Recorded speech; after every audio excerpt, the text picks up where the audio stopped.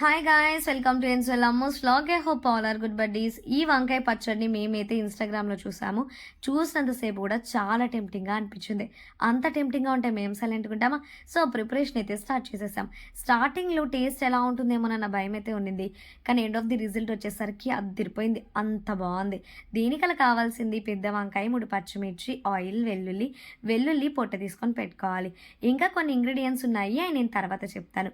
ఇప్పుడైతే పెద్ద వంకాయని వాష్ చేసేసుకొని 3 సైడ్స్ కూడా ఘాట్లు పెట్టుకోవాలి. ఘాట్లు పెట్టుకున్న తర్వాత కొంచెం కొంచెం ఆయిల్ తీసుకొని వంకాయ మొత్తం కూడా అప్లై చేయాలి.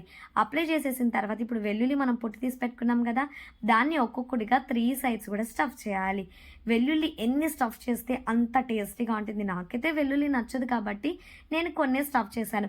మీకు ఎవరికైనా వెల్లుల్లి నచ్చితే మాత్రం ఎక్కువ స్టఫ్ చేసుకోండి, టేస్ట్ అయితే అదిరిపోతుంది. ఇప్పుడు వెల్లుల్లి స్టఫ్ చేసిన తర్వాత వెల్లుల్లి బయటకు రాకుండా 3 సైడ్స్ కూడా చిల్లీని లోపల పెట్టేసి అప్పుడు వెల్లుల్లి బయటకు రాదనమాట.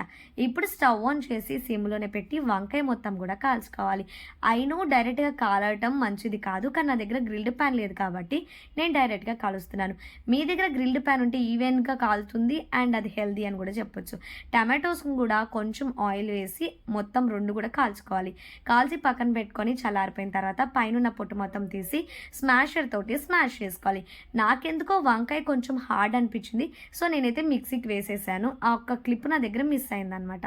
సో ఇప్పుడు ప్యాన్ పెట్టి ఆయిల్, ఆవాలు, జీలకర్ర, ఎండుమిరపకాయలు, వెల్లుల్లి దంచి వేసాను, కరివేపాకు, చిన్న చిన్న పీసెస్గా కట్ చేసిన ఆనియన్స్ వేసి ఫ్రై చేసుకోవాలి. అవి కొంచెం ఫ్రై అయిన తర్వాత కొంచెం పసుపు, ఉప్పు, ధనియాల పొడి కూడా వేసి ఫ్రై చేసుకోవాలి.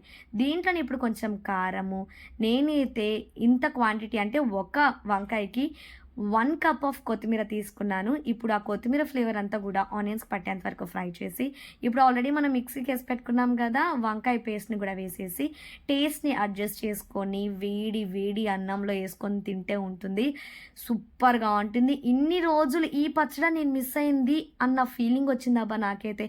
ఒక్కసారి ట్రై చేయండి, సూపర్గా ఉంటుంది. ఇంతకీ సబ్స్క్రైబ్ చేశారా? చేయలేదా? అయితే సబ్స్క్రైబ్ చేసేయండి. బాయ్.